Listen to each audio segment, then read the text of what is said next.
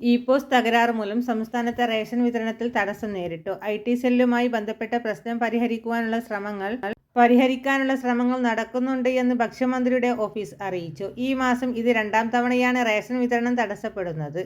വാതിൽപ്പടി വിതരണക്കാരുടെ സമരത്തെ തുടർന്ന് എല്ലാവർക്കും നൽകുവാനുള്ള ധാന്യങ്ങൾ കടകളിൽ ഇല്ല. നാളുകളായി തുക കുടിശ്ശികയായ സാഹചര്യത്തിലാണ് വിതരണത്തിൽ തടസ്സം നേരിട്ടു. ഐ.സി സെല്ലുമായി ബന്ധപ്പെട്ട പ്രശ്നം പരിഹരിക്കാനുള്ള ശ്രമങ്ങൾ നടത്തുന്നുണ്ട് എന്ന് ഭക്ഷ്യമന്ത്രിയുടെ ഓഫീസ് അറിയിച്ചു.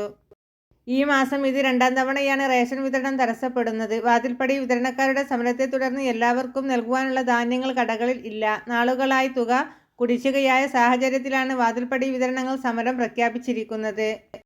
ഈ മാസം 27 മുതൽ റേഷൻ വ്യാപാരികൾ അനിശ്ചിതകാല സമരം നടത്തുന്നുണ്ട് എന്ന് അറിയിച്ചിട്ടുണ്ട്. അടുത്ത അറിയിപ്പ്. ഭക്ഷ്യധാന്യം നൽകുന്നതിനു പകരം ഗുണഭോക്താക്കളുടെ ബാങ്ക് അക്കൗണ്ടുകളിലേക്ക് പണം നൽകുന്ന ഡയറക്റ്റ് ബെനിഫിറ്റ് ട്രാൻസ്ഫർ അതായത് DBT പദ്ധതി നടപ്പിലാക്കുന്നതിൽ കേന്ദ്ര ഭക്ഷ്യവിതരണ മന്ത്രി പ്രഹ്ലാദ് ജോഷിയെ നേരിൽ കണ്ട് മന്ത്രി GR അനിൽ. വെള്ളിയാഴ്ച തിരുവനന്തപുരത്തെത്തിയ കേന്ദ്രമന്ത്രിയുമായുള്ള ചർച്ചയിലാണ് DBT നടപ്പിലാക്കുന്നതിനെ സംസ്ഥാനം അനുകൂലിക്കുന്നുണ്ട് എന്ന് GR അനിൽ അറിയിച്ചത്.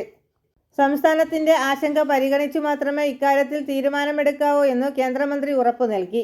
DBT നടപ്പിലാക്കിയാൽ റേഷൻ വ്യാപാരികൾ, ചുമട്ടുതൊഴിലാളികൾ, റേഷൻ വിതരണ മേഖലയുമായി ബന്ധപ്പെട്ട മറ്റു വിഭാഗങ്ങൾ എന്നിവർക്ക് മുൻഗണനാ വിഭാഗത്തിൽപ്പെട്ട റേഷൻ കാർഡ് ഉടമകളുടെ മസ്റ്ററിംഗ് തീയതി മെയ് 31 വരെ നീട്ടണമെന്നും കേരളം ആവശ്യപ്പെട്ടു. സെപ്റ്റംബർ 18 ആരംഭിച്ച eKYC മസ്റ്ററിംഗ് നിലവിൽ 90.89% പൂർത്തിയായി.